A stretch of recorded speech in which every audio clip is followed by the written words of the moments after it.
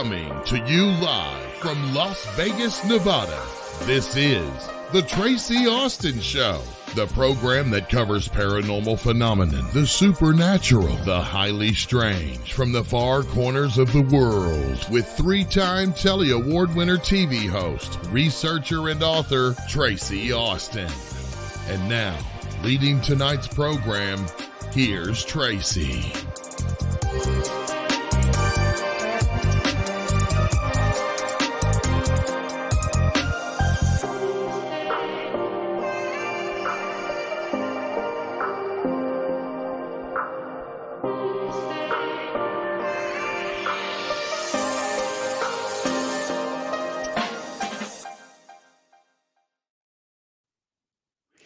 And a very good evening to everyone joining us on the show tonight as we're broadcasting live from the KGRA Radio Network, Hudson Valley, New York, and Salt Lake, Utah.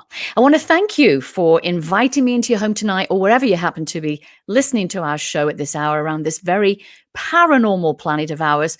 As you know, this is the Tracie Austin Show, and I'm, of course, your host, Tracie Austin. Now, my special guest tonight is a returning guest, Dean McMurray, the military medium who is a 24-year Army veteran who was not aware of his psychic abilities to communicate with spirits.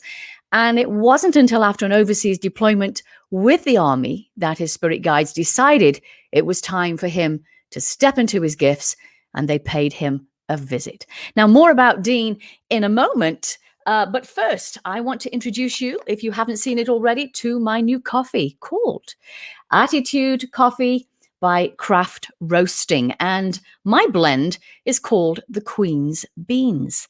And if you go to attitude.coffee, look for the purple label. And just because you're watching the show live tonight, I'm going to give you 10% off for watching the show. So go on over there, grab your bag and get your 10% off, and let me know what you think. I've had some really excellent positive feedback on this coffee and I love it. So thank you very, very much indeed to Attitude Coffee for my very own blend. And I just have to say also real quick, thank you to everybody who wished me a very happy birthday yesterday. I had a terrific time in Scottsdale, Arizona. Went shopping, shop till you drop kind of place for men and women. And it was perfect, absolutely perfect. I was spoiled immensely by my other half, and it was great. I can't wait to go back. I'm getting up there in age. My mother says to me, "Oh my gosh, you're 4 years away from your bus pass." So yes, I'm getting up there, 4 years away from 60. But anyway, we won't worry about that right now. We're going to talk about my guest tonight, because my guest, Dean McMurray, is back with us. And Dean McMurray, who was known as a military medium, is a native of northern Minnesota who went from serving our country as a 24 years Army combat veteran to serving others as a psychic medium. And here he is. Hello, Dean. Hello, Tracie. Thanks for having me back. Oh, listen, I am honored to have you back, because we enjoyed having you on the show. Oh my gosh, 2 years ago? Yeah, it's been a while now, hasn't it? It's been a while, and it's sure. Of course, at the time it was just the radio portion on KGRA, but now, of course, we've gone all virtual podcast. Right. Things have changed, and it's great keeping up with you guys and seeing what the station is doing. And it was interesting. We were chatting before we went live, and and I know that your listeners that have been with you a long time, anybody that connects with your energy and just your positivity, Tracie, it's like you get to know Tracie, and all of a sudden has it only been 2 years? Because you just, you feel like you're part of family, right? So it's like, oh, you're always connected. So it's, that's right. Yeah. Yeah. And it's great to have you part of our family on the Tracie Austin Show here on KGRA. Oh, thanks. And, your ability is so, it's incredible how great you are and how spot on. I had feedback the last time you were on the show, 2019, and everybody loved it. You were just so spot on with everything that you said. And I just want to let our audience know that Dean will be taking your calls tonight and giving personal mini readings in the second hour of the show. So I'll let you know when those phone lines are open, and the number to give us a call on to speak with Dean if you want to ask him a certain question, or if you want to indeed have a mini reading.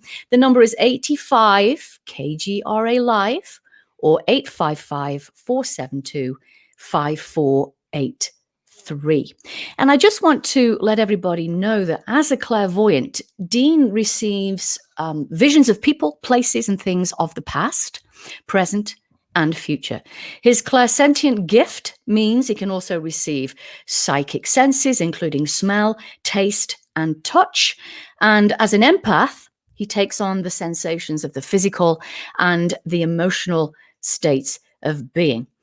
So, like I said, Dean, my friend, wonderful to have you back with us on the show tonight.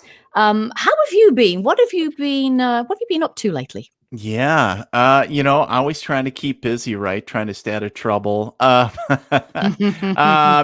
Been really busy as far as, obviously giving readings. And of course, another aspect of what I do is working with local, we'll call them high profile real estate, not only investors, but realtors and custom home builders, and using energy work to help them move energy and help them sell their homes and listings, and of course, increasing their portfolio. So it's that's another half of what I do, and I just kind of call it intuitive real estate consulting, and it really has evolved kind of beyond real estate. So working on land and homes and businesses, but not only that, there's aspects of almost, I really hate to say, but like some intuitive coaching maybe in there as well, working with the individuals, and then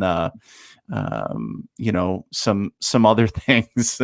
It becomes very multi-leveled. So, but it's really interesting for sure. So it's something a little bit off the beaten path for mediumship, but it's still energy. So when we're dealing with the aspects, and really how I got into that is, if your viewers and listeners are familiar with dowsing, the old aspect of water witching or divining, I learned how to clear homes. And what I noticed was, when we did our old home right before it sold, and this was several years ago, mind you, it sold right away. There was no, and I was like, well, hey, here's, that kind of gets your attention, right? And then you start doing it for other people, and you start seeing a pattern. And so I was like, well, hey, hello, this is another ability that, you kind of uncover those little niches, that saying, is that something that I could offer individuals that are seeking? And it really kind of fell into the area of looking at, realtors and other folks that deal within a high volume of homes. And then, of course, those home builders, those developers, those folks with the portfolios that they want to, move quickly and help other people find their forever homes. So, right. Well, this type of thing seems to be coming more to the forefront, doesn't it? It's a little bit like, Dean, when, people tend to use feng shui. Yeah, absolutely. Yeah, absolutely. Feng shui is all about, of course, it has to do a lot with, the flow of energy, right? And, I'm not going to sit here and pretend I'm a feng shui expert, but understanding that there's elements of that in what I do. And when you allow energy to flow, regardless whether it's in real estate or your own personal home or finances, or maybe your website or business, or just your own life, abundance in all forms comes, right? So whether that's health, whether that's, new relationships, maybe new business account, whatever that is. And so really it's just a state and a flow of energy, and how you play with the energy in a sense. And, just to help the folks out that want a certain outcome. So Right. And everything is energy, so it makes yeah, complete and utter sense. absolutely. Yeah. Mhm, For for those sure. for those of our listeners tonight, Dean, who may be new to Yeah, the show, and of course your work as a psychic medium, right. share with us how you became known as the military medium, because you weren't into psychics or the paranormal subject, No. were you? You weren't looking for this. No, I wasn't. I didn't go out and look for it. It was certainly so. It's always a great question. Going back about, I think it's been about 11 years now, and as the bio said, I just came back from my last military deployment, and I was looking at getting in those final years of retirement from the military. And, when I returned, my son, that is almost 11 now, was just born. And my daughter, who is 15, you do the math on all that. Everybody was Mhm. little. We had little kids in the house. And it was all kind of crazy because, like you shared, I wasn't open to this. I wasn't open to psychics. I wasn't open to mediums. And when I got home, what I call all hell started breaking loose. It was like a scene out of the Poltergeist. Clocks and pictures started flying off the wall, and I wanted to know, why me, why now? What's going on? What's making this happen? And of course, I was very much the atypical guy because I came from a world of black and white facts and figures. And, if you couldn't shoot it, drive it or eat it, very Right. cavemanish. It sounds like very atypical male sense of thinking. But, it took me quite a while for myself to embrace what was going on. And quite literally, I knew that my wife had been getting readings from a local psychic in the area when I was overseas. And I was referring to this lady, quite honestly, as the voodoo chick. She doesn't do voodoo, but that's the words I was using because that's the mentality I was in. Sure. Sure. And I was poking fun at what I didn't understand. And Tracie, when, the first words out of my mouth when I saw this craziness happen, going, call the voodoo chick. There's something crazy going on. And of course, she came over and was like, well, your grandfather's here, and, proceed to give me evidential information. But in my mind, I wasn't ready for grandpa. I wasn't, I didn't want the message. I wanted all the craziness to stop. And, I'm kind of looking at her sideways thinking, what kind of sage are you smoking? Right.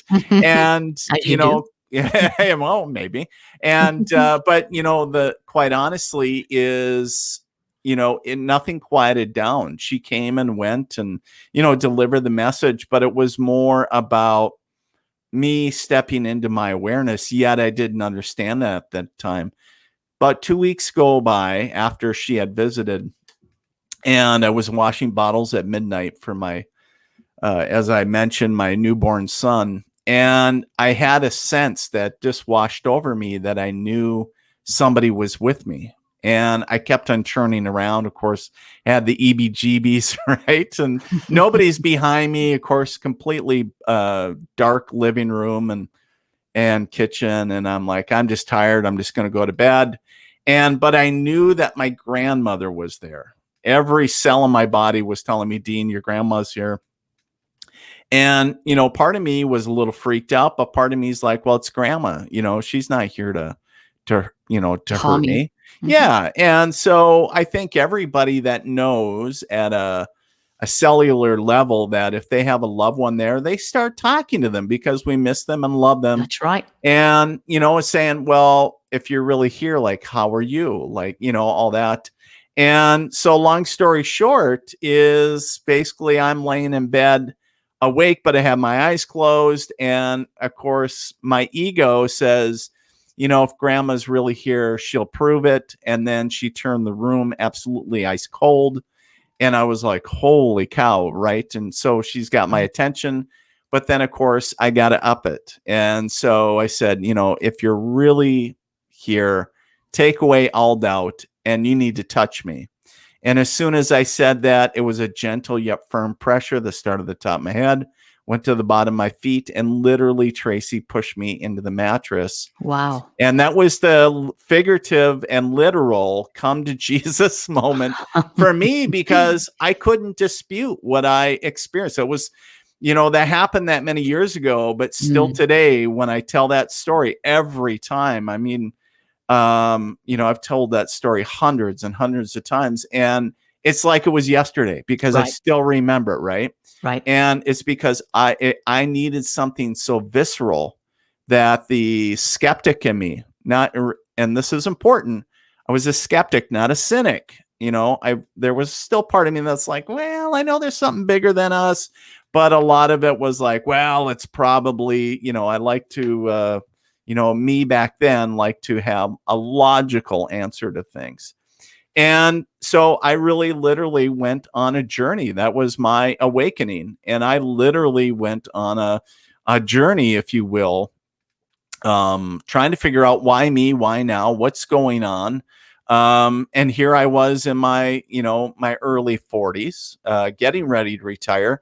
So quite literally, I was Dean the Soldier by day and Dean the Medium by night. It sounds like a Marvel comic. And by the way, if anybody from Marvel's listening, just hit me up. And all joking aside, though, it really felt like I was inside, like a cartoon or something. It was so weird. And yet it felt right. But I felt out of my element at the time until I started embracing who I was. And really, I had to go back to the psychic because I didn't know anybody else in the spiritual realm. And she said, well, you're a medium. And I said, I don't want to be a medium. And I wasn't looking. And she said, it doesn't work that way, Dean. And I was like, great. And it's, kicking and screaming all the way. Yeah, kicking and screaming and being pulled and dragged, and sometimes feel, anybody that's been on a spiritual journey knows you either go along willingly or you're going to go along either way. Yes. And for me, it felt like I literally, got, jumped and, in the alley, and it's like, rough them up, guys. And, and grandma's like, all right, get your stuff together. And I really, looking back, I really trust that I needed something so fast-paced, something so, how do I want to say, visceral, that it was something that I couldn't dispute what was going on. I might not have know what everything was, but I needed it to happen quickly because, here I was getting ready to retire, and I needed that evolution of saying, all right, let's get them ready. We only have 3 years. It's like saying all of a sudden telling you, Tracie, okay, you're going to, compete for the American Olympic team for the luge. You got 3 years to get ready, go. And it's like, really? No, I don't. You don't have a choice. Just do it. And so you just think about that. And I look back on it, and, it was like, wow, just so much that happened, and it's continued to evolve. I feel really blessed. But when I retired, quite honestly, I was planning to work for our local VA in my area. And, when I stepped into doing readings, and after about a year doing readings and everything, I knew that it was like, no, I'm not supposed to work for the VA. I just, it was a knowing and watch it. Yeah. You knew that it wasn't a fit, but yet, and, here I was, I didn't really know what direction I was supposed to take, but yet I felt this calling, something bigger than me. And, really having, if it wasn't for my wife, God bless her, that, encouraging me, because I wouldn't be a medium today. I wouldn't have. I would have completely walked away from it. And now I know it wouldn't have walked away from me. They'd still be bugging me. Right. But I would have went with a traditional 9 to 5, if you will, and punching a clock somewhere. But I know that I wouldn't be satisfied. I know today in my heart of hearts that I would be hollow, even though I got a loving family, I got, I feel very blessed in that aspect. But when you're living what you're supposed to, when you're following your calling, you feel fulfilled. That's right. That's right. And, it's, I never know what tomorrow is going to bring. And, even every day is something new. It's Right. Every day's completely different. Yeah. So Every day's different. So let me ask you this. I mean, you've spoken about your wife, Dean, but when you decided to come out of the psychic closet, right. so to speak, and saying to yourself, Yeah. I just can't hide behind this anymore. I have to Yeah. do what I'm meant to do. I mean, Yeah. what was the reaction from your family and friends when you Yeah. said, I'm going to spend the rest of my life being a spiritualist medium? I mean, Yeah. obviously you were supported on your decision. Otherwise, Yeah. Well, the thing is that there was a big worry for me, because when I knew that, I was like, okay, now I gotta, make a Facebook page and all the business, aspects of, hey, if you're going to help other people, you have to let other people know what you're offering. And so that was kind of scary. Absolutely. But when I came out about it, in a sense, when I came out of the metaphysical closet, obviously my wife was, right there, from day one, and always been, that's her and great. my kids been a huge supporter of what I'm doing. And then, the other aspect is my parents, right? And I was worried because, I wasn't sure how they'd take it.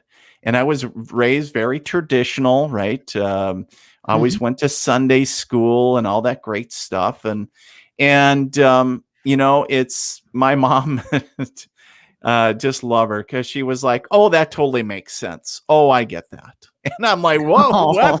Like, yeah, it's like, yeah, you Wow. had imaginary friends when you were growing up. You were very sensitive, like you could, feel other people's hurts and emotions. She said that makes total sense.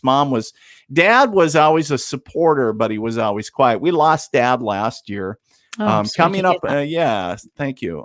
Coming up actually next weekend will be a year anniversary of his passing. But it was interesting, because I found out that my dad was born and raised in Canada. And so I had a lot of Canadian relatives.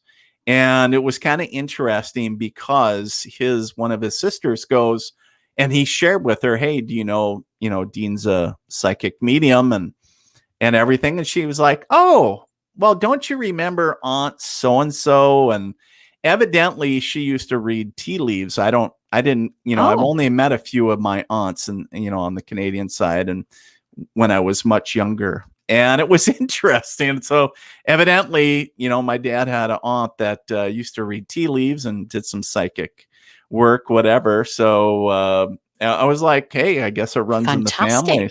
So isn't Yes. that interesting? And then, of Very. course, when I embraced who I was, it opened the doorway for other people. I thought it was interesting when you step out, regardless of what you do, whether it's metaphysical or sexual or whatever, you're opening the door for other people to say, hey, it's okay to embrace who I am.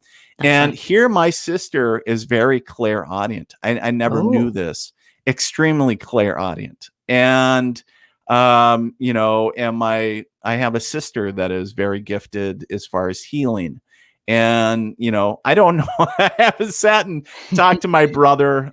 He still works for customs immigration, or, those folks. I don't, I'll have to sit and talk with him maybe one time, see if well, he's recognized any gifts. let me ask you this, Dean, then. Yeah. Obviously, very sorry that you lost your dad Yeah. last year. And I You know what bet. it's like to lose a dad because I lost Yes. mine 3.5 years ago. Yes. As you know, I have repeatedly been having communication from my dad for the That last is 3.5 beautiful. years. That It's is beautiful. fabulous.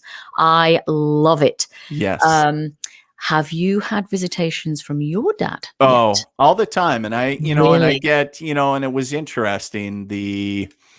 I think one of the most beautiful examples, that I have of communication from my dad was actually right before he passed.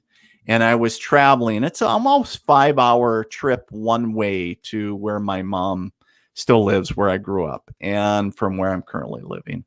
And so when I knew that dad was kind of in the last stages of life, of course, I was on my way home. And I was getting to this area, this back road that I always travel.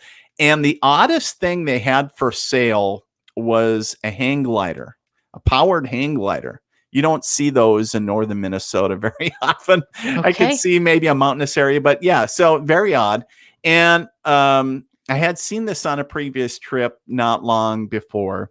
And when I was coming back, in that area, right before I passed that, I guess, lot where they had it for sale, my dad came to me while I was driving. He was like, and he always called me Charlie Brown. That was, kind of and he goes, "Hey, Charlie Brown." And I was like, "Hey, Dad." And I was like, "What are you doing?" He goes, "I'm going flying." And I'm getting up to the lot where they had the hang glider for sale, No. and it was gone. And I was like, "You got to be, crap, like holy crap." And I'm looking out the window, like trying not to go off the road. And I'm like, "Am I going to see it flying?" He goes, "I'm going to go flying with my brother." And I'm like, that didn't make sense to me. I didn't know that I had an uncle. I only knew that it was my dad and his sisters.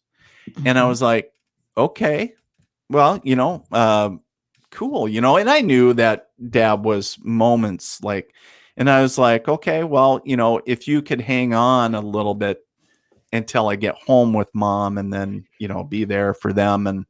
But I said, whenever you're ready, I said, don't, and I said, that's all right. And it was just the coolest thing. And when I got home, it wasn't long. And then of course they all got the call and then he passed.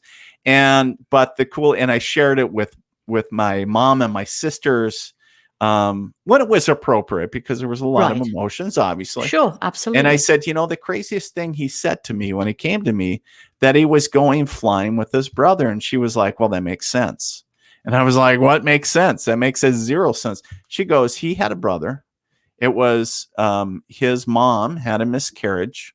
Wow. And it wasn't something, she carried it to term. And it was one of Wow. those things that she had to birth this, and it was very obviously very hard on the entire family. And I was like, wow. I said, never knew that. And she's like, well, not that you would, because it's not something that you really talk Right. about. Like, hey, I used to have a brother, but, so it was kind of interesting. But yeah, and then even after that, dragonflies that come right up to me, and and my dad years and years ago used to smoke Swisher Sweets, the smell of cigars and different things. So like, hey, Dad, I know that you're around. So yeah, That's so fabulous. beautiful signs all around, Tracie, and that's the beautiful Absolutely. for all the listeners out there as well. The same with their loved ones; they're just a thought away, and They really are. yes, they truly, and it's so beautiful and I know it's frustrating for some, because they're like, Dean, I know that I've read all the books, I've listened to everybody that says, my mom or my dad or my son, daughter, whomever is just a thought away, but I want a sign so bad.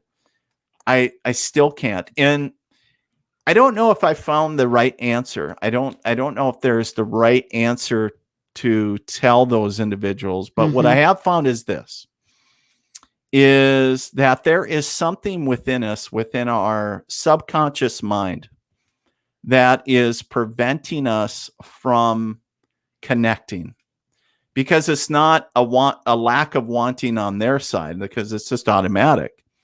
There's something on our aspect. And I know what somebody's going to say. They're like, Dean, I want with all my body, like mind and soul, to connect.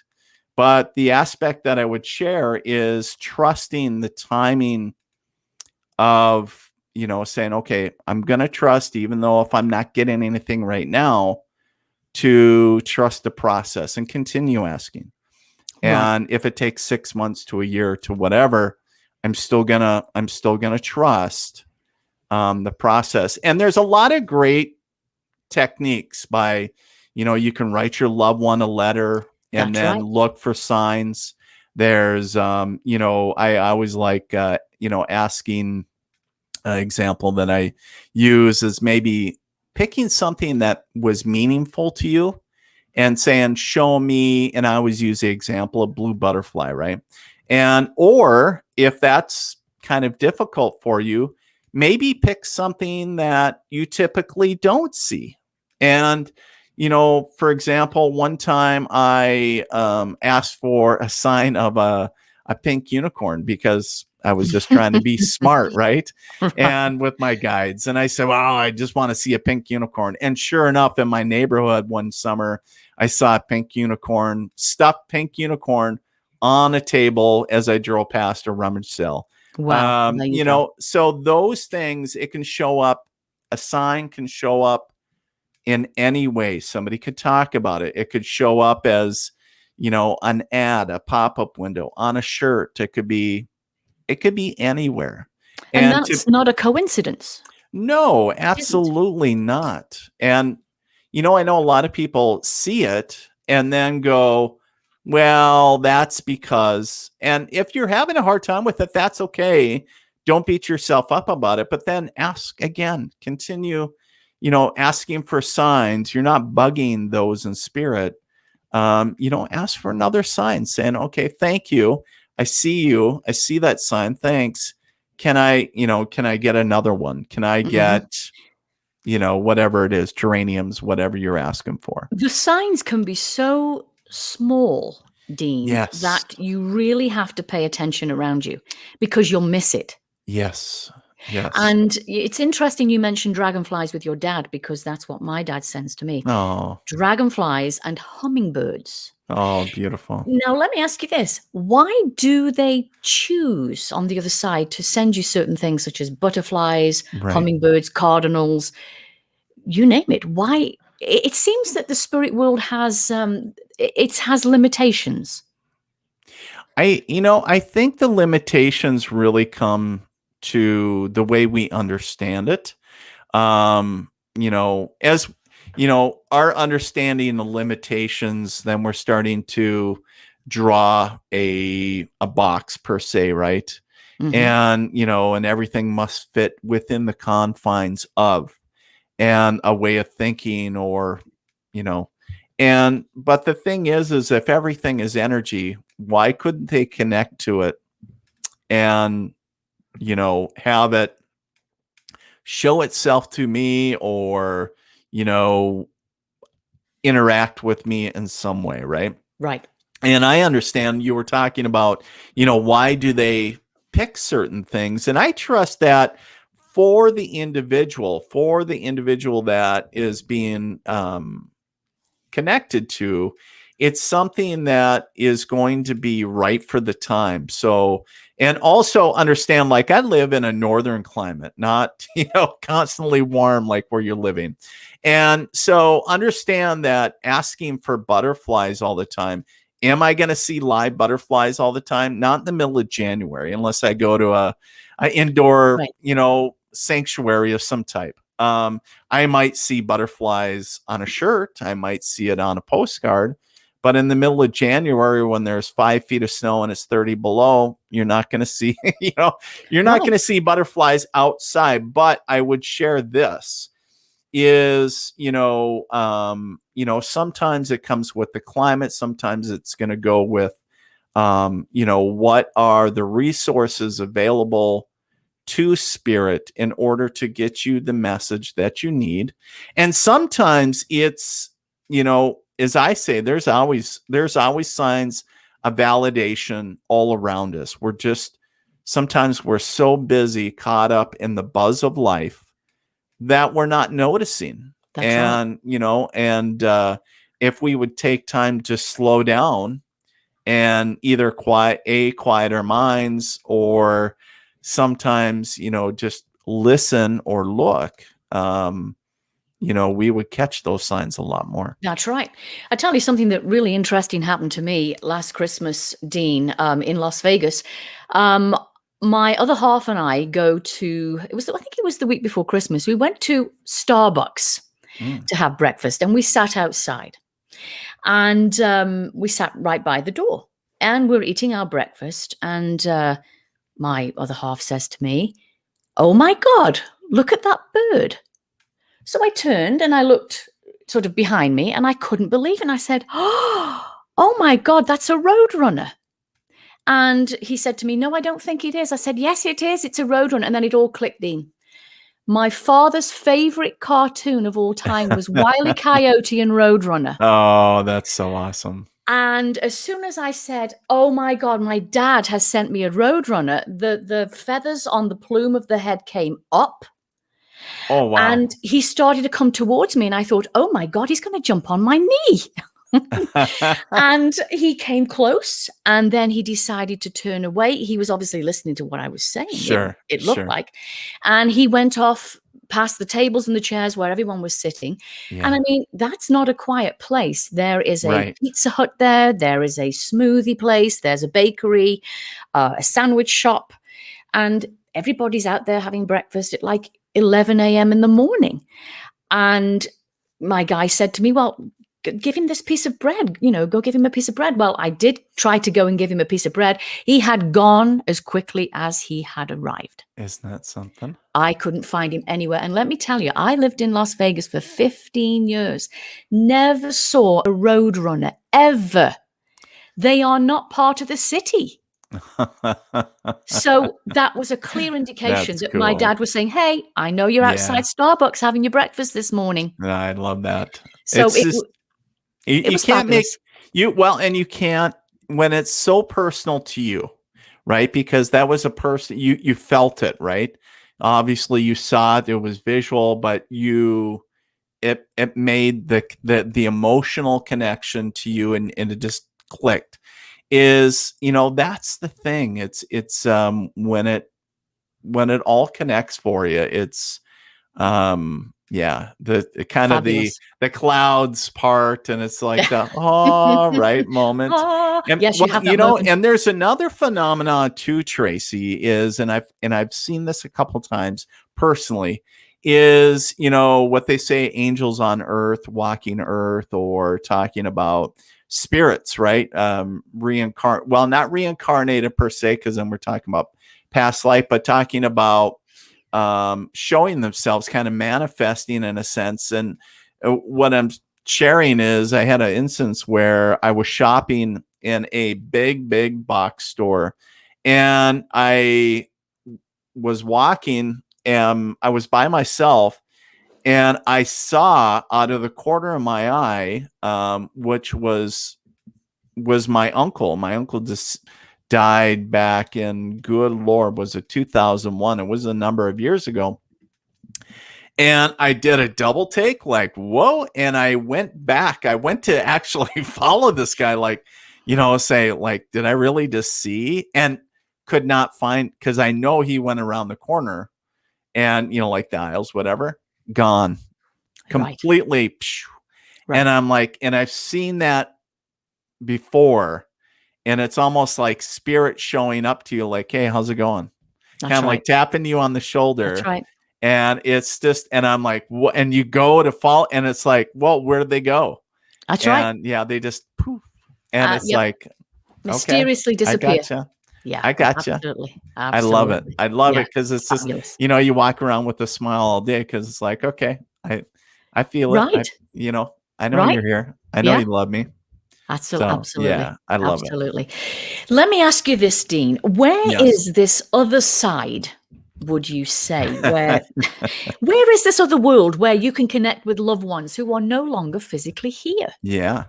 Where is it? It's precisely located right, I think, like right here. No, just kidding. And I guess in a reality, it could be located here, here, absolutely. and it's all around us. I believe that it's, to say that it's, to give it a physical location, I don't believe does it justice, because it, my understanding is that it's existing um, in the same, with us, but yet in a different time space, or, that different dimensional aspect, right? Hmm. Hmm. And to say that it's right here to enter in through like a veil, I think everybody's technique, or I should say more understanding of where this location is, per se. I don't think there's any, it's hard. You can't just give it an address and be like, Right.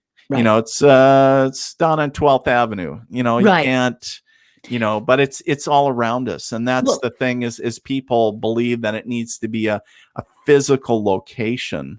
But it's right there, right. literally. Well, let me say this, Dean. Years ago, I heard the famed psychic medium John Edward, which Yep. we're all familiar with.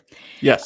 Great guy, John Edward, being interviewed on the Oprah Winfrey Show Mhm. many years ago, and Oprah asked John where this other side of life was, where he's able to connect with spirit. Right. And he said something that was very interesting, and I immediately kind of got it when I heard it being said. He said his spirit guides were giving an analogy of it being like the internet. He Mm. said it's a place that's out there that we all know about, and we all communicate through, but we can't go there with the physical body. And that the spirit world is also a place that's out there that we can't go with the spirit, the physical body, but we can still communicate through. And I Mm. thought, wow, that's a really great way of putting it. It's very Yeah. similar to the internet. It's out there. Yeah. Yeah. It's all around us, but yet it's out there, right? So Right. it's existing, as we talk right now. There's wireless signals floating around me, floating around you. It's around us. It's, existing around us, but yet it's out there. And Right.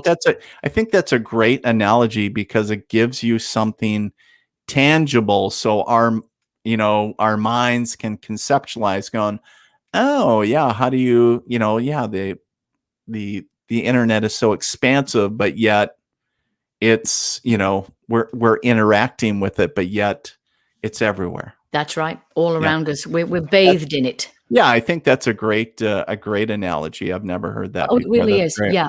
Yeah. Yeah. I think it makes you think, oh my God, you can Yeah. kind of make a connection to it when Right. you think about the internet and what that means. Well, and it's kind of funny, because anytime I talk about mediumship, and when I talk to my students about it, I always talk about the free Wi-Fi. That's what you're doing, right? Like when you go to you mentioned a Starbucks or anywhere, right? Like a coffee shop, almost everywhere has free Wi-Fi now. And you think of that infinite stream of knowledge that's always going. So connecting to spirit, connecting to God, source, whatever, it's all a stream of energy. And really, when you think about it, you're connecting to free Wi-Fi. That's And right. so it's like, oh, I need to connect to grandma. Okay, boop, so let's log on, That's right. So yeah, Absolutely. so that's a great analogy. It really is. So let me ask you this then. What does one do in the other realm? What do they do over there? One of the things that the absolute aspect of going back to reverting to the point of energy, right? Mhm. And of course, we all understand that spirit is not conjuring up, or images of cherubs strumming harps laying on on clouds.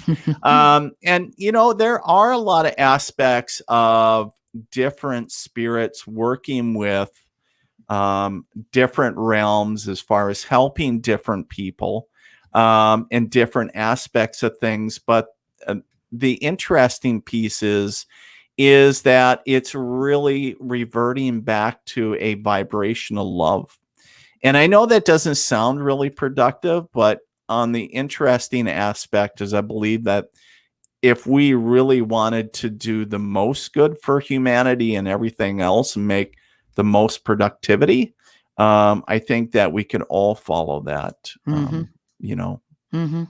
Absolutely. Things like we've talked about birds a little bit, how they are able Mhm. to send birds as messengers. Yeah. Things like feathers and pennies, for example. Now, Yes. I've Great one. received those from my dad, Right. and I'm talking about inside the home, Yeah. physically inside the, and it's Yeah. mind-blowing when it happens. How the heck do they conjure up those? Because those are physical items. Yeah, so the apports, or the Yes. phenomenon called apports, which is the physical manifestation of things where there was nothing there to begin with. And that takes a crazy amount of energy Yes. to, you think of, almost to give you a Star Trek analogy, right? Like beam something, physically manifest something right, maybe not right before your eyes, but um, almost. And I've heard all kinds of stories where, literally there's, it almost looks like it's snowing if I was to drop feathers here. People at restaurants having feathers literally fall from the Wow. chandelier, the ceiling as they were sitting, Wow. you talk about pennies. Absolutely. Pennies, dimes, different things. Yeah, that's very common. And, how they do it, I don't know how to explain it in the aspect, but I know that if you think about the manifestation of energy to, if I was to reach through the screen, Tracie, and give you a penny, maybe, make more sense. But the aspect, I haven't figured that out. But the thing that I would share is I know that it takes a tremendous, Yes. tremendous, tremendous amount of energy to do so. Any type of manifestation, whether it's something physical like my phone here, where I could pick it up physically. So you talk about that feather or that penny. Or just think about when spirits actually manifest in front of you, that loved one, and saying, how many stories have you heard in your career thus far talking about, my grandma came to me, and she was at the foot of my bed and said, "I love you. It's time for me to go." And, and then, you get the call or whatever, grandma passed at Right. whatever time. Right. And so, yeah, that takes a tremendous, tremendous amount of energy. And that's the only thing that I guess I do know is that, as far as how it happens, I'm lost for words, but I know that it happens because I have a quick story about, it actually happened to us, where spirit actually put a clear angel ornament on our tree, and it wasn't there before. It wasn't something that, that we just, purchased or the kids got. And, I'm looking at it because he made the comment, "Hey, that's a nice ornament." And I picked it up, and here's this angel playing a harp. And I was like, "Whose is this?" And of course, my wife is like, "I don't know." And I said, "You know what? Intuitively, all of a sudden, I just knew it wasn't ours and we were supposed to give it away." And basically, we ended up, I said, "Who you're supposed to send it to is your friends that live north of here." And because uh, they lost their two children, their first two children. Oh, gosh. And every year, what happens was they would do a memorial. And they've gone on to have two happy, very healthy children. But those children had a holiday uh, play of some sort. So they couldn't go to the traditional memorial that they always went to. And it was interesting because when we had mailed it, had been a little late. And we thought, oh man, it's, we felt this urgency with it. And here it was waiting for them on the day that they were supposed to go to the memorial, but they couldn't because, it was just the divine timing piece. It was the time. It was just beautiful. But here they pulled it out, and here was this angel. Oh, my gosh. And, just with the note that my wife, from a friend. And, of course, they just, it's just lots of comfort for them. And I was like, well, that's the stuff that Hallmark movies are made of. I said, Isn't it? and I said, that is really cool. I said, that's why we do what we do. Right. And I said, that is really cool because number one, I was like, how the heck does spirit put a ornament on the tree? And Wow. then, you know, and it had a lot of other meanings, but, you know, it's interesting because, you know, just talking about, hey, we need to bring comfort to that family. And Absolutely. we need you, Dean, we need you and your wife to send this. And, you know, if more people would listen to being what I call the vessel, right? Because we're all vessels, is, you know, sending words of comfort and, you know, different things. If you ever felt guided just to get somebody flowers just because, and saying, I don't know why, but hey, I just want to get you flowers. And, Right. you know, maybe it's because, yeah, there, you know, it was the anniversary of their mom's passing. Maybe it was they, you know, something tragic or say we brought comfort to them. Right. It could be anything. So, you know, Yeah. That's a fantastic story. And wow, I mean, spirit just manifesting an angel. well, right. Message. And, you know, and it was kind of crazy is we would talk about apports and manifestations. And I know a lot of people out there have some great stories about, you know, other people just showing up, like talking about, we talked about angels on earth a little bit, kind of like living angels, right? But the other piece is physically manifesting things, like if somebody is very hard pressed and all of a sudden what they call praying for money, and all of a sudden some money shows up, like almost Mhm. literally almost right in front. Like, how does that work? And Absolutely. and it's just like, well, just, you know, you don't really have to think about it too hard. Just be very thankful and show some gratitude and say thank you very much, and, you know, That's move right. on. That's right. So And obviously something is listening.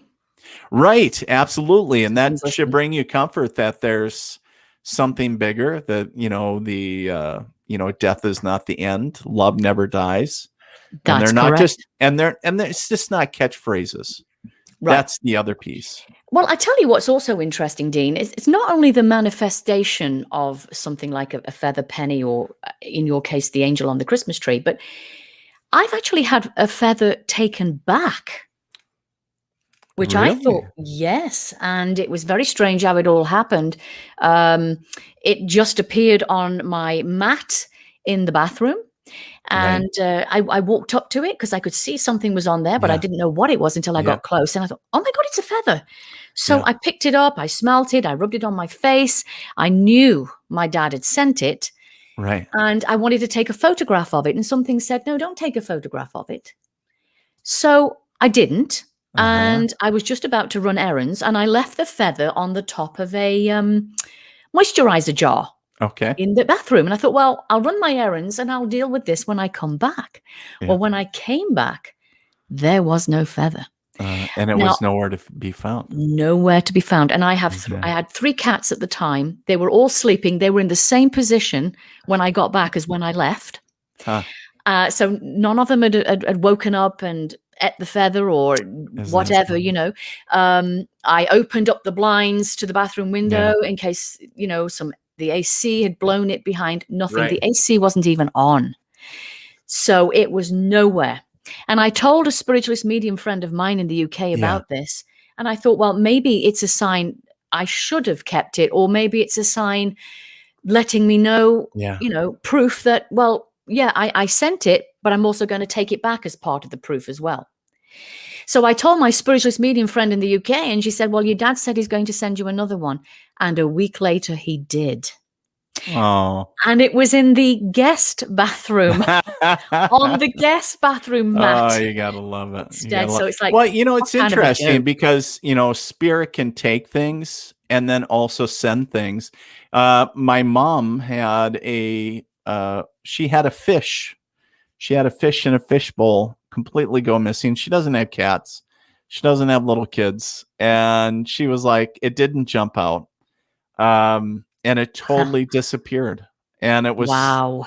and I was like, huh, that's pretty wild. You just don't have a fish go missing. No, you don't. And yeah, so, you know, I've heard of people like, you know, where their wedding rings will go missing. And it's not misplacing it because, you know, for a lot of people, like car keys and wedding rings and things that are important, they'll always set it typically in one area so they don't forget them. Right. And I get being absent-minded at times, but where spirit will not only play tricks per se, like, hey, let me get your attention, or joking around, but also like, hey, I want to let you know, like, almost let me send you this feather, but hey, let me take that, and then I'm going to send it back.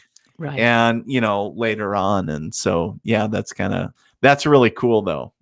It was, and it's only happened the one time. It hasn't happened again. Oh, wow. So I think taking it back was part of the proof of they sent it in the first place. Absolutely.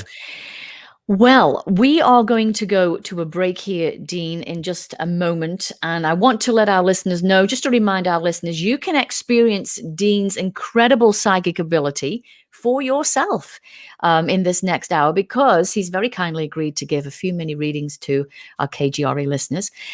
So don't forget, folks, to have our KGRA call-in number ready, and you can get a mini reading. We're probably going to do it in the next 30 minutes once we, get back in after the break, and a little bit more of conversation with Dean. I have experienced readings with Dean. He's very accurate. And I'm going to give this number to you so that you can have it ready.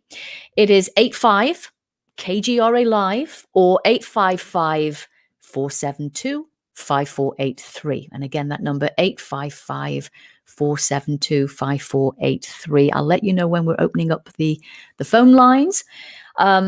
We're here talking with Dean McMurray, my special guest tonight, the military medium, as he is known.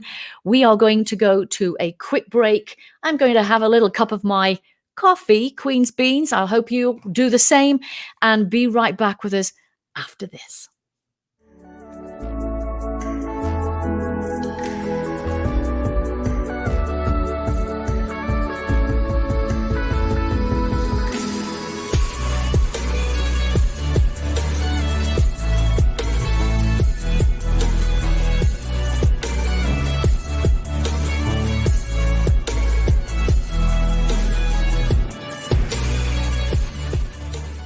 Hey members, the new KGRA DB app is now available on iOS and Android devices. Gain on-demand access to any KGRA DB programming. Download any show directly to your mobile device to listen or watch on the go. Go to the App Store and search KGRA DB.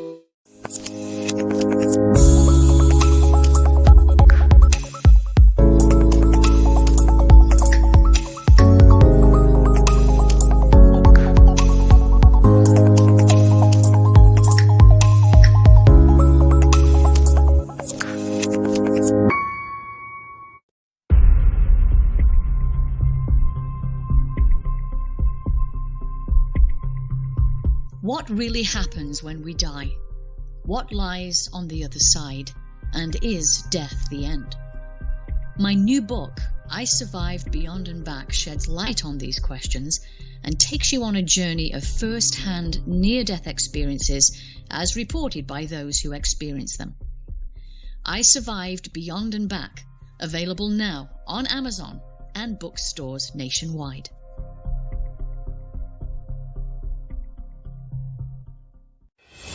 Welcome to the new KGRA digital broadcasting website, thekgradb.com.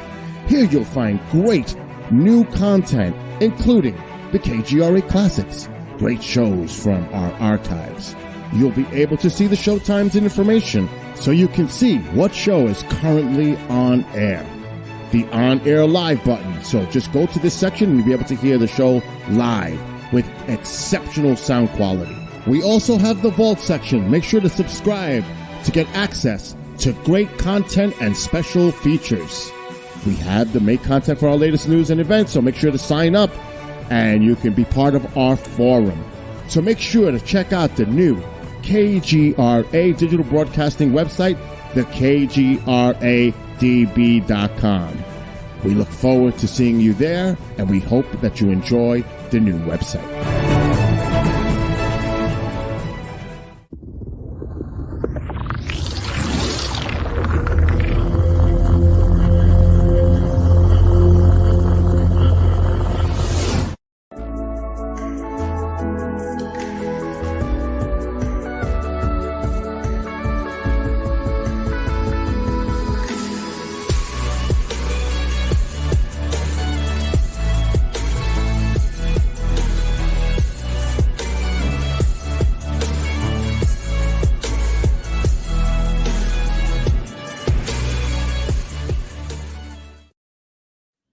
And welcome back to the Tracie Austin Show. Of course, I'm Tracie Austin here on KGRA Radio. We are live Sunday night, and my very special guest, Dean McMurray, is joining me for 2 hours of the show tonight.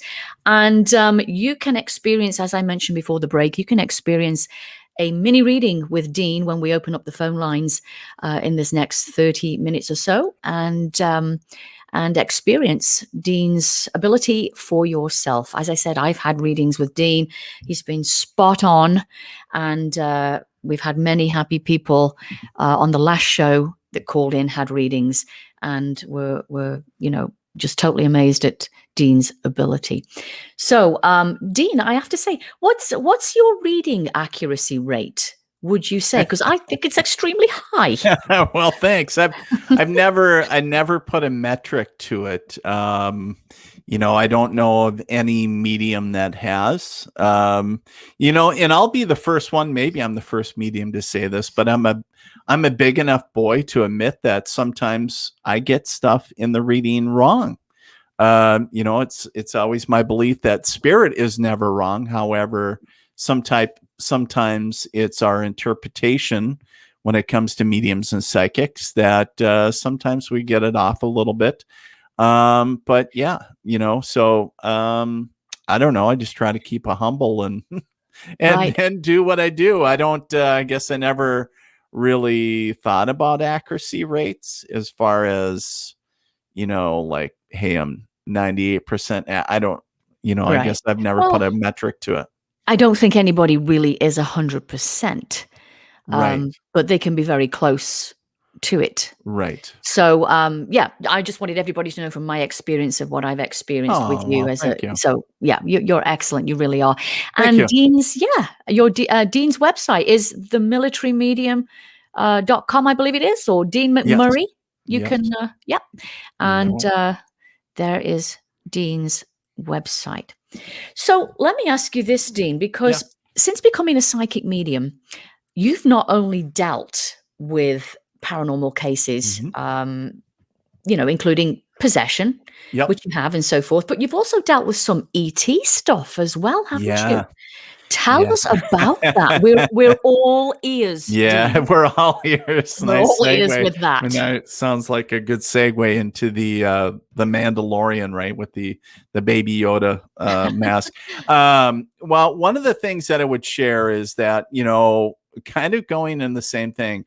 I did a lot of expos where I had a lot of folks that were very much into the interested in the galactic aspects of ETs and other things. And I just couldn't quite go there. And, so says the guy that talks to dead people. And until I had, again, my own personal experience. And basically what it was is there was a gentleman. He was older. He was actually wasn't served in the Marine Corps for many years. And just a regular salt of the earth type guy. And he goes, "You're the guy that gets rid of ghosts." And I was like, "Yeah, I guess." And he was like, "I need you to come over and douse or cleanse my apartment." And I was like, "Okay." So I go over there, and basically, he comes straight out and goes, "Typically I am, I don't know how I know this, but I know that there is a little girl in spirit." He goes on to tell me all this stuff.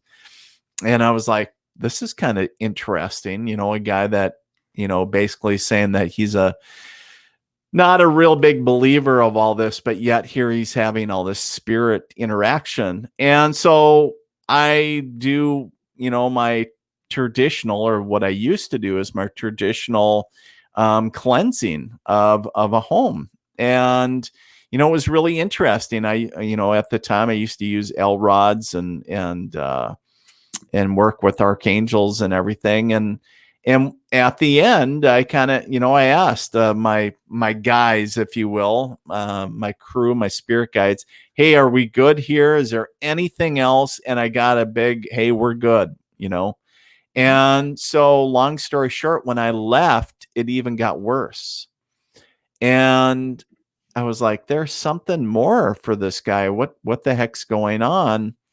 And basically what it boiled down to was me reaching out to some past mentors, other fellow colleagues, going, God, I've done all the traditional cleansing things, but it's not working. And a mentor said to me, he goes, next time you're with him, Dean, I want you to look him in the eyes when you're doing whatever session.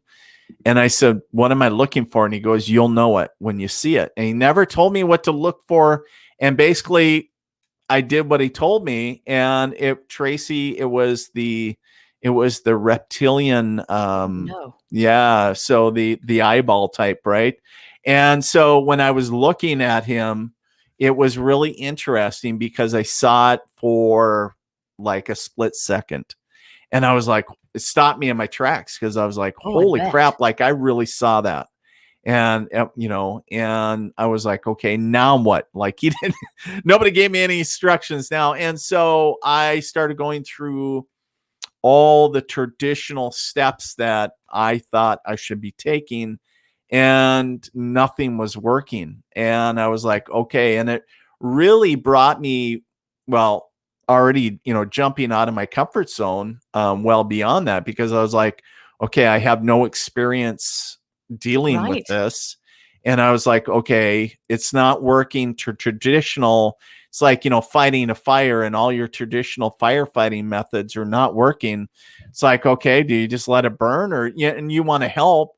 Right. So, I really started learning about, Arcturians and different races of extraterrestrials. I kind of call them the archangels of the galactic realm, and understood some different hierarchies when it came to that. And I was like, wow, I started going down this rabbit hole of learning about extraterrestrials and, attachments and, all kinds of stuff, implants, and a whole new road. A whole new world, quote unquote. Right. And figuratively and non-figuratively. And quite honestly, getting him, long story short, getting him, this gentleman, the help that he needed. But I was like, at first it was just, I was like, wow, what do you do? And, you reach out over the years, you build a community of people that you and that you trust, and reaching out. And it was really interesting because of dealing with this reptilian race of, it was very, how do I want to say, very trying to give me false positives and everything else, saying, just go away, dude, and just almost in a sense trying to attack me as well during session. And it was kind of crazy. Scary. It was a little bit in the beginning. It was like when you didn't understand it, right? And I think I equated that back to when I first started doing stuff with, mediumship and dealing with anything paranormal. I think it's scary when you really don't understand it. And then once you do, it's, you go at it more from an angle of reverence and saying, maybe not scared, but yet you understand that if you're not careful, you could get sick or something could happen, and saying, okay, let's make sure we got our, safety, make sure do things safe and make sure that we're taking care of people and, due diligence and all that great stuff. So. Right. Very, very scary story that. Yeah. I mean, it was kind of, and that was one of the things that really, I think the scariest part was in the beginning, because when I was like trying to do all the traditional things that I was originally taught, I was like, well, if none of this works, then what do we do? And it was really kind of it, because I just felt at a loss. I just felt powerless. There's nothing like being thrown in the deep end, is there? Right. And it's like, sink or swim, bud, sink or swim. And it's like, thank God for a lot of, great and very talented folks that are doing great work out there, whether they are out in the public limelight or not. And, you bring in that circle really close, the people that you trust, and you start gathering data to, educate yourself rather quickly, I might add. Yes. And, and saying, okay, what's working, what's not. And it took several sessions, and it's like, okay, now we're getting some, headway here. We're seeing, positive changes. That's good. And I got to really share, I one of the things that I found, regardless of whether it's extraterrestrial or otherwise, is the aspect of fear. Anything that is fear-based, when you feel powerless, anything that is negative energy or vibrating in that space, really loves that vibration. Yes, anytime it's like the leech that just, it's like it will go there all the time. But if you're one of the people that, in a sense, you draw the line in the sand, so to speak, and you're like, not today, buddy. It's like, I understand that you might be, I don't care what face you put on, understanding that your power has no, bearing over me. And then it's almost like the balloon that you pulled the cork out of, so to speak. And it's like, okay, now we can deal with it. Now it's not so big and ugly. Now it's not, you take away the label, you take away the face, you take away the scariness, and you change the dynamics of the energy, and really it's about transmuting that to a positive. And it's like, all right, we're going to get rid of it. And and nothing like that since. Nothing like that. Nothing like that specific case. I've dealt with other things as far as alien implants and other things, dealing with other folks, but nothing like super nasty in that aspect. No. Right. Well, that's good to know. But hey, now you have the experience and you have the tools now. Right. If something else was to crop up. Just steering away a little bit down the road here, Dean, we have to share the story of the mooning lady and the fruit lady. And I'm laughing because I know these two stories. Right. But I'd love for our listeners to hear it too. If there's you don't some mind. there's some of the lighter sides of what I do. And the mooning lady takes me back to the days when I was just starting off, and I actually was taking a course in mediumship, and it was suggested that I just do as many readings as I could do, and just continually practice. And so it started with family and friends, and a family friend came over, and it started off where I was connecting to this lady in spirit, and she was wearing a sundress. It was a summer dress. And she was kind of on the wild side because she pulls up her dress and exposes her bare bum and slaps it and goes, "How you like that?" And my jaw, like if she was physically in front of me, my jaw hit the ground and I turned beet red. Like, how do you, just tell somebody, like, she just like mooned me, like she's bare bottom, like smacked her butt. And I was like, just tell her. And I said, well, quite honestly, this is what she did. And she started crying. "Oh my God, that's my aunt so-and-so." She was like, and I was like, oh my God, you can't make that up. I was like, No. She just smacked her bare bottom right in front of me. And I was like, I was probably still beat red. And she said, yeah, she was one that was very much the exhibitionist, and she didn't care. And she was very in your face and very loud and boisterous. And so that was a really interesting reading, to say the least. You see, everyone, I told you Dean was on the money, didn't I? Have it. And then the other one was at a gallery, actually a public gallery I was doing. And I was connecting. I was starting off before I got up in front of everybody, I said, I was kind of asking in my mind, hey, spirit, hey, I'd like to really start off with something interesting. Could somebody step forward in spirit for me and then just kind of start everything off? And the sweetest little old lady steps forward and she just grabs my hand and she goes, "Oh, Dean, you just tell them about the family joke about the baked beans and the fruit salad." And I'm like, oh my God, either I'm going to be the laughing stock tonight or, and so I said, who here, and I described the lady and I said, she's talking about a family joke about, baked beans and fruit salad. And there was this young lady, she was kind of timid because she didn't want to be the one, but she was like this. And she was with a bunch of girlfriends and they were all kind of like, giving her a hard time.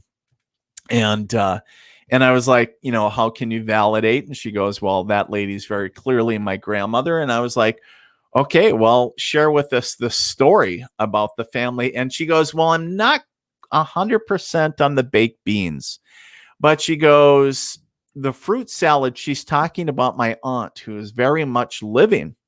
And she goes, my aunt, every time there's a family gathering, she makes fruit salad. And I'm thinking, okay, we're living in the Midwest. There's a lot of Lutheran, German influences.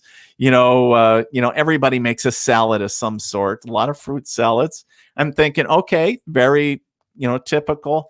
And I said, but what's the funny aspect about it? And she goes, but when she makes it, she waters it down. And everybody's like, what? And it was like, okay, well, everybody wants to know why she thinks it's diet when she waters it down. So it becomes diet. Hilarious. And of course, everybody's roaring. They're just laughing.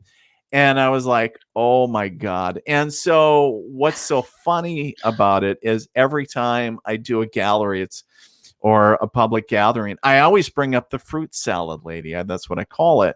And I was at a gallery going back probably 3 years or so ago, actually a Paracon. And there was about 500 people. It was a beautiful gathering. And I brought up the fruit salad lady. And just because it's a funny story and it gets a laugh. And I can, and right away I start doing readings. And the first reading I did was for a gentleman, never seen him, don't know who he was, connected to his grandmother, all that great stuff. And before he sat down, he goes, and he still had the microphone. He goes, I need to correct you. And I was like, correct me? Like, excuse me, am I being pranked? What's going on? And he goes, it's and basically what it was is the fruit salad lady was his wife. And I was like, oh my God, like I didn't, he wasn't there that evening. The husband wasn't. And here, out of all these people, Spirit picked him to be the first one to get read. And then, of course, some of my details were off just a bit. So she was correcting me. And, of course, she was sitting beside him and she waved. And I was like, oh, my God, really? I'm not paying these people to follow me. And it was so funny because out of that whole, crowd, that was the first people. So here, the fruit salad lady, and every time I do a live or something, she'll be like, hi from the fruit salad lady. Oh, that's and I'm cute. like, oh, so yeah. So it's always kind of neat to connect to them. And I think some of those for psychics or mediums or other folks, it's because what we do is so a lot of times serious. There's a gravity to it. People don't typically come to me or other mediums because they're happy. Sometimes. But 99.9% people are hurting. They want closure. That's right. They want connection again. Absolutely. And so when you can connect to the lighter moments, and if there's some humor in it, that's always a plus because, sometimes it's great to be able to laugh. And Absolutely. even if it's, those on the other side trying to get a giggle, maybe it's their personality or just something crazy to bring up. And so, yeah, it's rather comical sometimes the crazy the crazy antics that they lived out when they were still here They with still us. have a sense of humor. Oh, they do. And they bring up those memories. Yeah. They, talking, about being busted out of jail. I remember the grandma that brought up about being busted out of jail. And I asked the lady, I said, did grandma bust you out of jail? She said, no, I busted grandma out of jail. And I was like, well, this is going to be a great reading. And here she was, just a badass grandma. And just the sweetest little, you think of the Golden Girls, right? Right. And the persona, and she was that stature, but yet she was just had she was so a adorable. hellraiser, and it was just it was not a dry eye in the place, but yet at the same time everybody was just belly laughs as well. That's fantastic.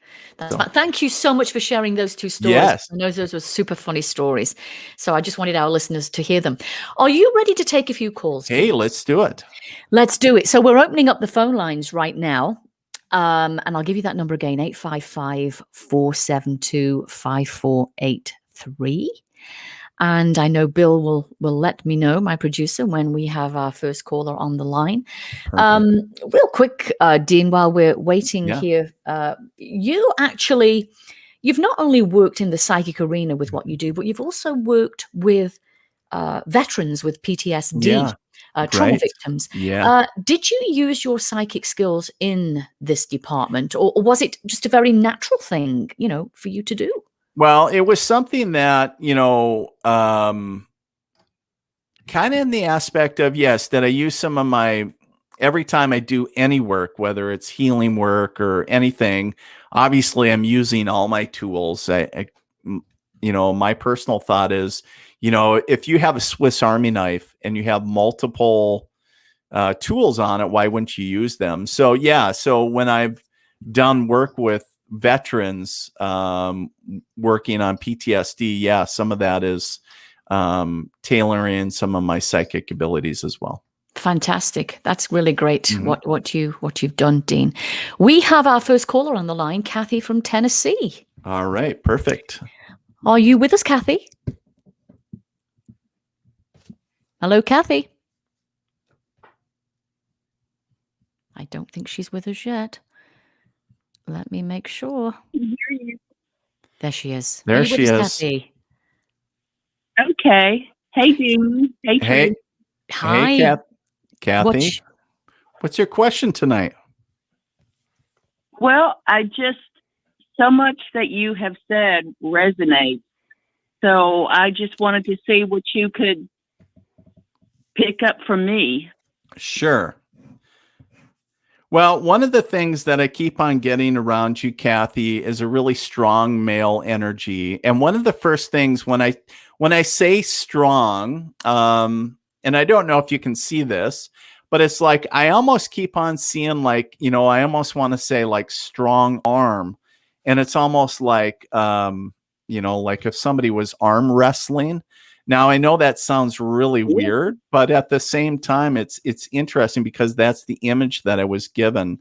But the thing that I keep on smelling too is almost like a very sagey smell, and it feels more like a rural community. So if you think about whether that's a crop or something that was growing in the area, that's something that I was getting.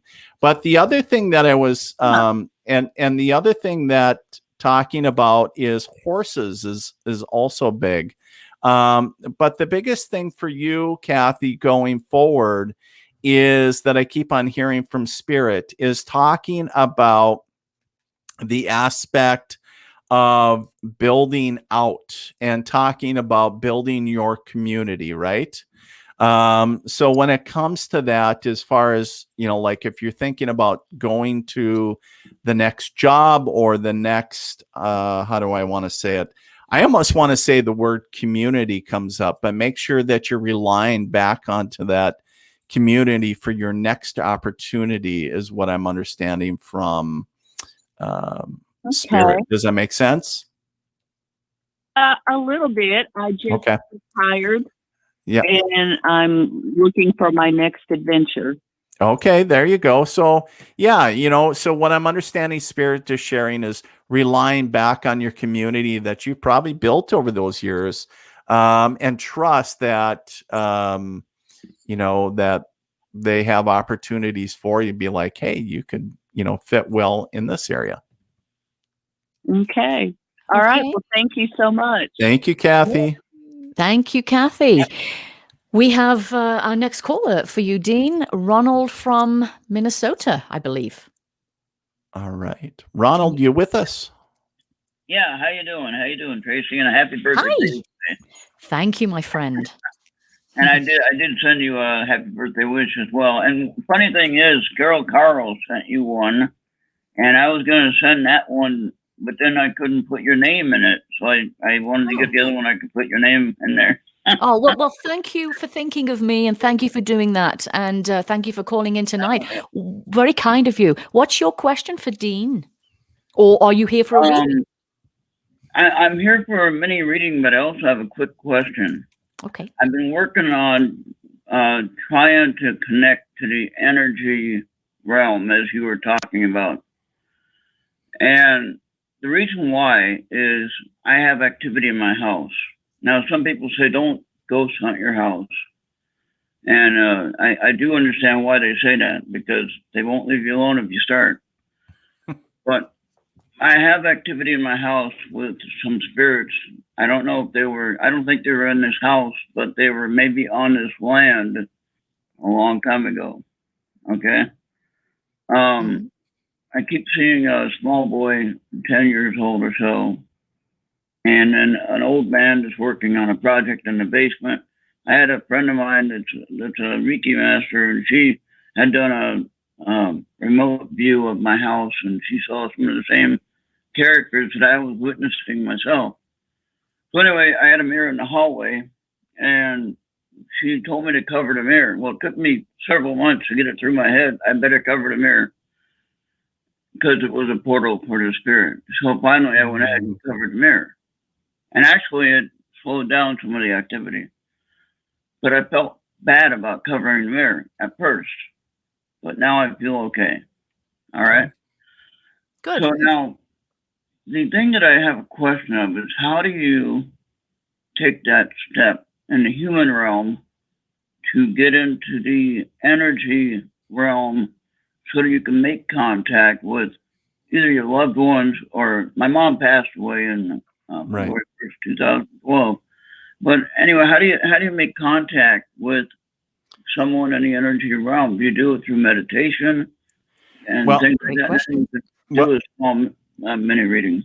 Well, the thing that I would share, Ronald, is you got a lot of stuff going on, a lot of levels. But for you, you've already taken a step. You've already started chasing a pulling on a thread per se, and that's where I tell folks, wherever you want to start, and you're starting more with if you want to call it the paranormal investigative thread, right? So because you got activity that's getting your interest in that aspect, and then of course wanting to connect to your mom.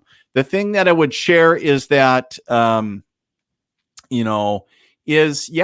the above, right? So whether it's meditation, whether it's starting to read, which is still, oh, by the way, the still the most readily available resource and the cheapest avenue out there to get information is to read, whether at your local library, a big book distributor, or the internet. Now I know you got to take that with a grain of salt, but information is, there's no reason anymore people can't get the information that they need.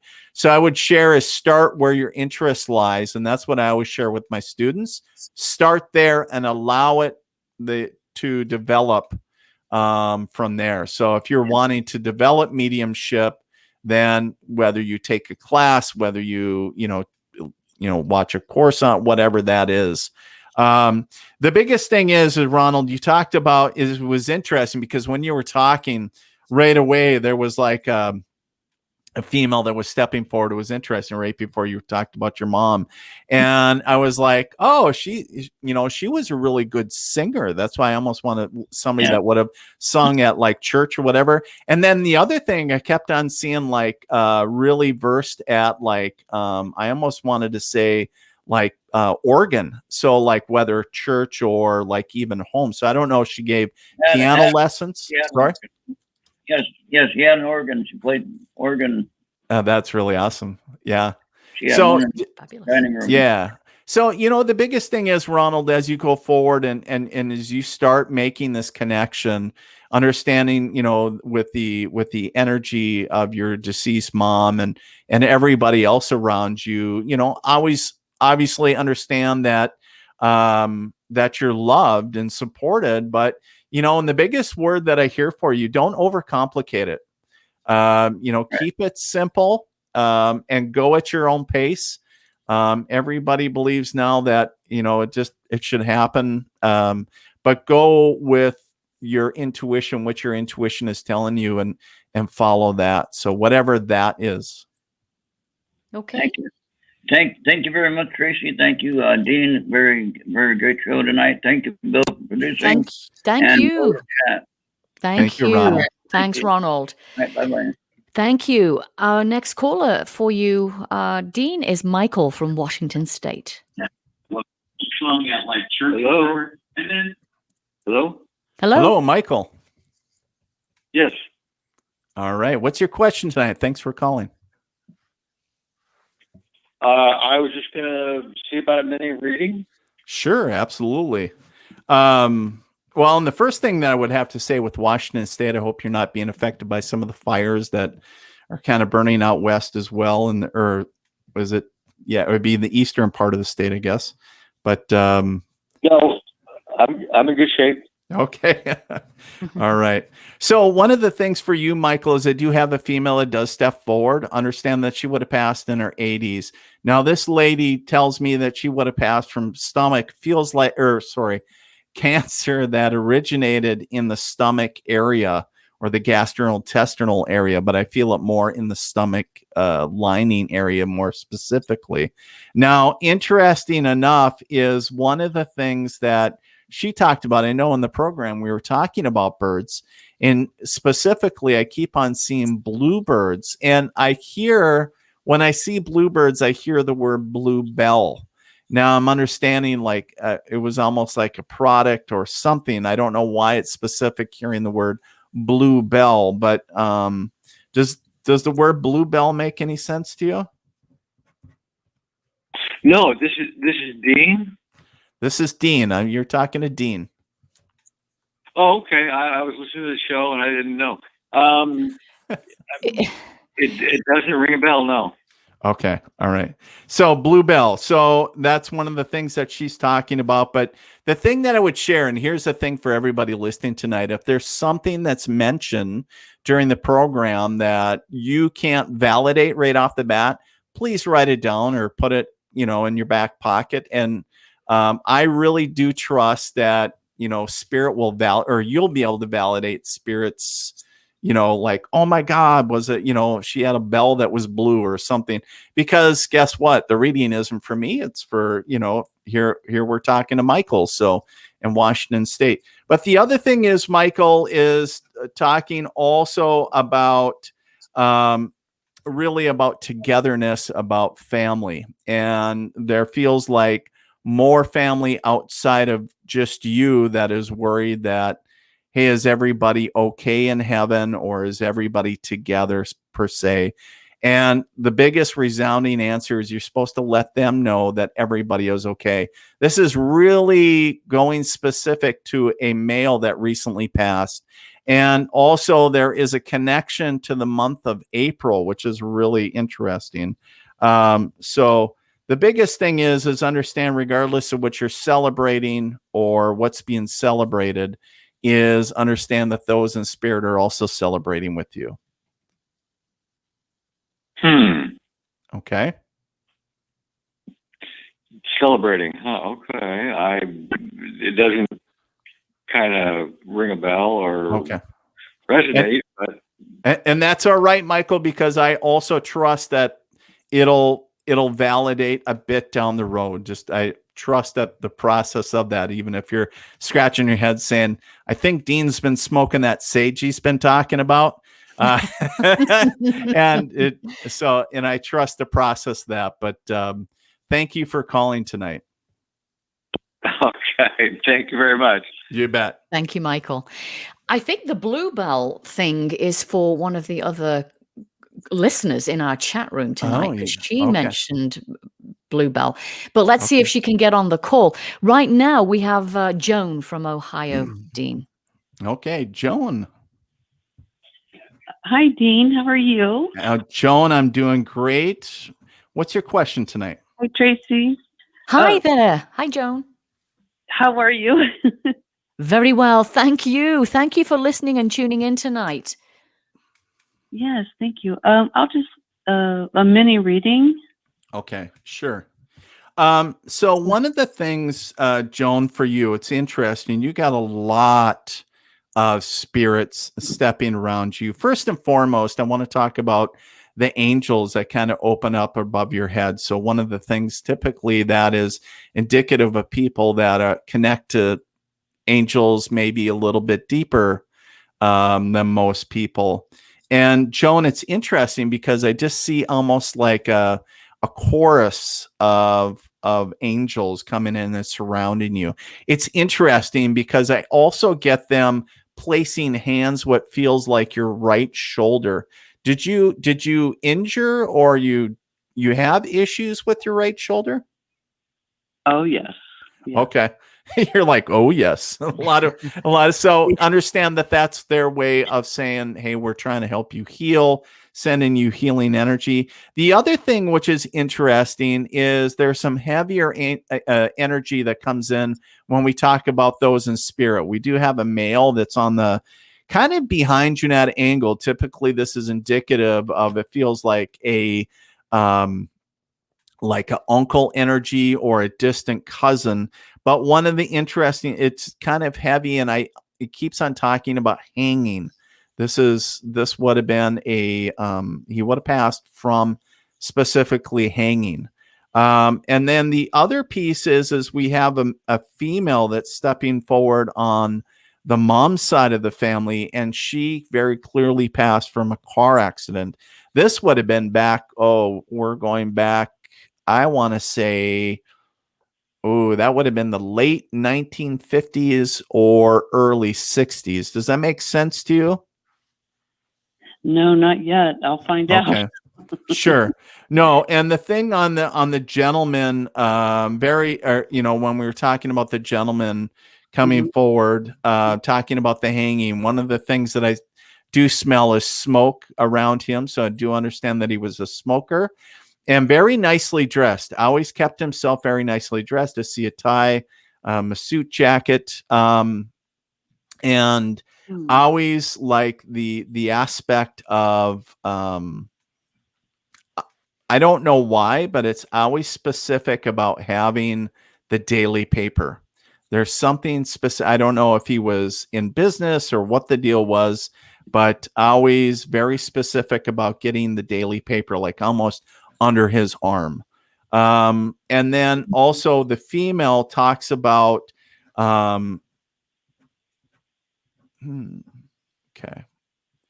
it's because it was almost energy about, I was going to associate it with being an actress, but then it was more on a dancing, you think of the arts and entertainment aspect, right? And so, but I feel that she was more of a dancer. So if you think of more like, I don't want to say chorus line, but she was, I would almost say kind of like semi-professional. She was getting there. I feel she was on her way to becoming a very recognized dancer. So which was very prestigious at the time, I feel. Very well dressed, very pretty blonde. It's interesting because I see the vehicle down in the ditch. But the biggest thing is talking about there's also a dog coming in as well, which is very interesting. And I keep on seeing the breed that I'm understanding is like a corgi, which is interesting. And so just a lot of love coming in around you, Joanne. And Yeah. I also keep on hearing whistling, not like a whistle, but like a whistling. So you almost think Burl Lives or somebody that could whistle. I can't very well, but hold a tune. But that's the thing. It's like, so I really feel a lot of comforting love. And that's really their message is all just coming forward, just letting you know that they're okay. They're in a good place and everybody, loves you. And, we talked about sending signs. It feels like, I just keep on seeing all these like quintessential envelopes coming to you. It's like, feels like you get signs a lot. Are you pleased with that, Joan? Oh, very pleased. Yes. Good. I'm glad it made Beautiful. sense. Thank you so much, Joan. You're very welcome. Thank you, Joan, and thank you for following us on Instagram and talking to me, sending me messages like you do. We appreciate it. Oh, thank you. Have a good evening. You too. Thank you, bet. Joan. You bet. Okay, Bobby from Louisiana. Bobby, good evening. Yes, a very good evening. Happy birthday, Tracie, by the way. Oh, thank you very much. That's very sweet of you. Yes, and Dean, I have come for your miniature reading, now please. Well, beautiful, Bobby. Thank you for calling tonight, by the way. So one of the things that I would share, Bobby, it's interesting is that I would almost call you, it's interesting as I connect to your energy, it would almost say like you're the you're the how do I want to say, like the orchestrator. That's maybe the word that I want to use. You're the one that orchestrates all this energy. And I don't know if you've been aware since you were very young, Bobby, that you're able to work with all this energy and all these spirits, but it's like you kind of get everybody in order, in line. And that's what it feels like. You also bring that into your personal life or in the physical realm, right? It's like you're kind of the taskmaster, right? And so that's also relating into the spirit realm as well, as far as saying, almost saying, hey, I know they're already in a good place. I can feel it. I get signs. I can feel, almost in the aspect of communicating to you in a way that is completely different than everybody else. Does that make sense to you? Yes, I know you had Ron earlier. Sometimes I have to direct him to like YouTube feeds of every single KGRA show. So yes, you can call me the taskmaster. Well, the biggest thing for you, Bobby, going forward is really looking at something bigger. And the aspect of family comes up when we talk about going forward. That's what Spirit's sharing, kind of just being in the moment with them.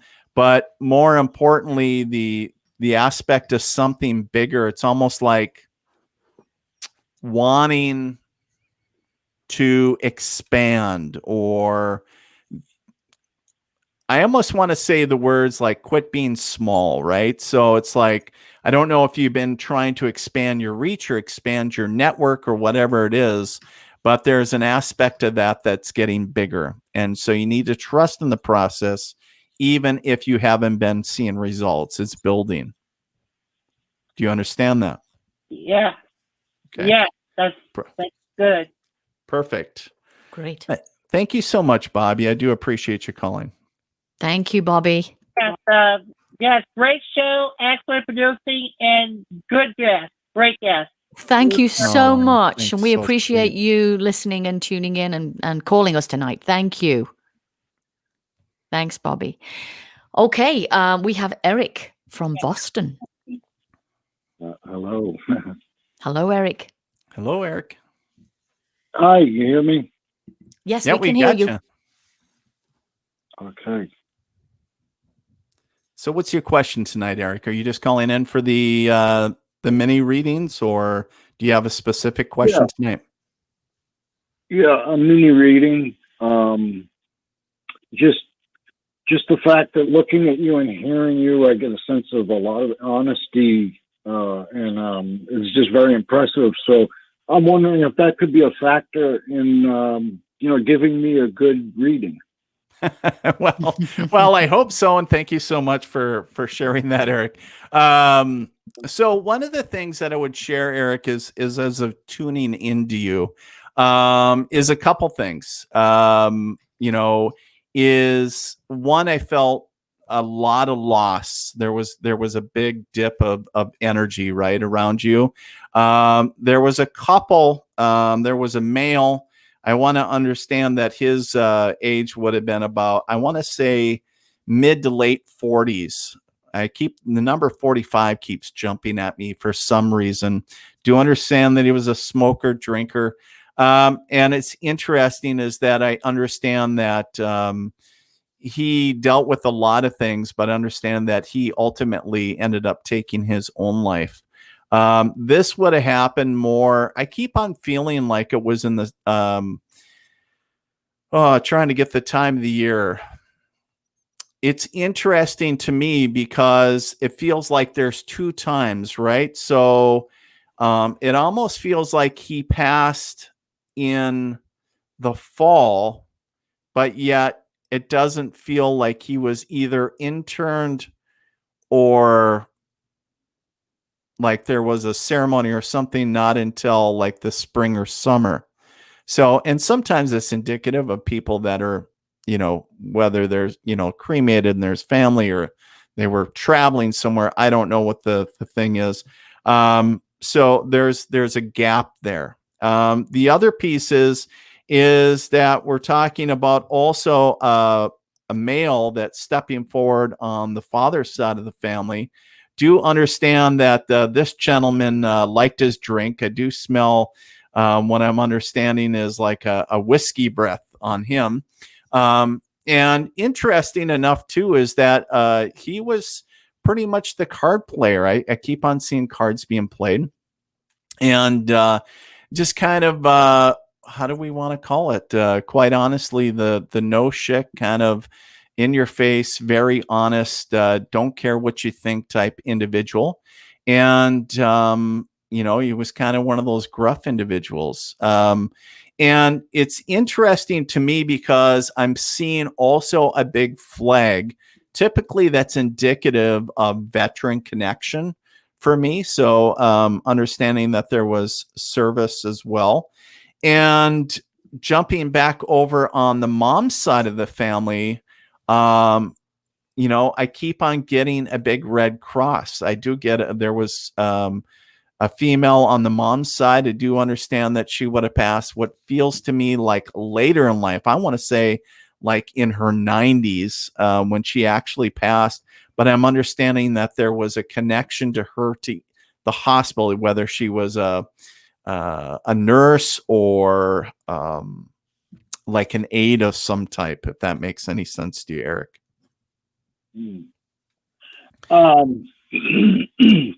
Yeah, I'm not seeing. I can't think of the connections of just about any of that. Okay. Well, now, but I'm very open to the fact that these could all be people that or things that are attracted to me. Sure. Now. Well, and that's the other aspect that I was going to share with their message, talking about you as far as there's some aspect of you that is stepping into. We talked about the paranormal earlier, and it almost feels like either you're starting to follow this thread, or there's something where you're connecting to that other realm or starting to explore that. So almost, I don't know if you're doing paranormal investigations, whether you're starting to learn about communication or you've been well on your way for a number of years, but they're starting to establish a direct link between you and the spiritual realm in that aspect. Does that make sense? Yeah. I mean, that's great, and it's true, because I do want to strengthen that, and I think it's going to come kind of naturally. Yeah. And the fact that you bring up the ghost hunting, yes, I know, like a state director down in Rhode Island, and I've already went to a penitentiary and did an investigation there, and I really like that. Currently, I'm the state director of MUFON in Massachusetts. Oh, wow. Okay. Very cool. So I do UFO stuff. But Very cool. I'm really attracted to the ghost hunting, though. Yeah. Well, and when we think about it too, right, Eric, it's like, regardless of whether it's, spirit realm or we're talking galactic stuff, it's all energy. And so whether it's part of this world or the next, or irregardless, but sometimes it's nice to put a label to it so we can compartmentalize it in our minds. But the biggest thing that I get, the message that I keep on hearing, is your number one tool that you can rely on regardless of where you go is your intuition. So continue using it. From what I'm picking up, it's serving you well. Allow, when you're doing investigations, everything else, allow that intuition to guide you. Okay. Absolutely. Yeah. Thank you so much, Eric. I do appreciate it. Okay. Thank you, Tracie. Thank you, Dean. Very nice talking to you. You're very welcome. Thank you for calling in. We have our final caller for tonight, Dean. Joe from Pennsylvania. We have only a few moments left, 5 minutes left. So if we can keep it kind of brief. Yes. Are you with us, Joe? Yes, I am. Hi, you're on with Dean. All right, perfect. Joe, did you have any specific questions, or were you just looking for a generalized reading? Just like a mini reading, Dean. Yep, perfect. So the biggest thing is, Joe, is we do have a female that steps forward on the mom's side of the family. It's interesting because she reaches across the generational lines, if you will, and she holds on to a male that's kind of very close to you. So I don't know if it almost feels like whether it's a sibling or somebody in spirit, but it's interesting. It's almost like a child of hers that she's holding on to, which is very interesting. She's she's a bit shorter, heavier set. And she's what I want to say is very boisterous, right? And the other thing is almost like the patriarch of the family. Now, one of the things that she keeps on going to is she's pointing to her throat. So it's almost like whether she lost her voice or she had issues with her throat prior to passing. And then also the aspect of this is very interesting because she almost, kind of referring to the ear as well. So I don't know if there was hearing issues or what it is, but it's kind of very is almost like whether she was deaf or something, or maybe later in life. A very interesting dynamic. But the biggest thing that I would share for you, Joe, since we're running down on the clock, is number one, obviously bringing a tremendous sense of love and support. But the other piece is I keep on seeing, and this is crazy, but it's like a big red caddy, a Cadillac, right? And so understand, we talked about signs from spirit a lot earlier, but sometimes, talking about birds and everything else, but sometimes they can use cars and other things as well. So understand that, if cars are one that speaks to you, I don't know why I'm showing a Cadillac, but understand that, just when you see that, simply give thanks and understand that they're close to you. And then also coming up, it feels like we're coming up to, in the August time frame, is they're sending balloons. So we're talking about celebrations. So almost feels like a birthday to me. So, but yeah, so a lot of celebration, a lot of love, a lot of guidance from the other side. Does that make sense to you, Joe? Wow, that does. Some of that stuff really does. All right. Beautiful. Thank Wonderful. you, Joe. Thanks for calling. Thank you, Joe. Thank you, Dean. Thank you, Tracie. Yep. Bye You're bye. very welcome. Thank you. Wow, that's what a fantastic set of callers there. It seemed that I was watching a lot of what was going on in the chat, and you were Yeah. very spot on, Dean. Well, thank you.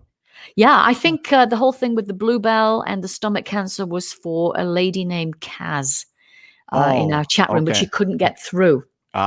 There was an issue with the phone. So it was unfortunately- interesting. And you know, it sometimes is what I call that phenomenon piggybacking, where in that situation, and sometimes it happens if somebody's communicating or getting a reading, somebody else's loved one will try to jump in on the same feed, right? That's right. And saying, if somebody was to kind of try to jump in on me talking right now, it'd be kind of, hey, I don't want to be left out.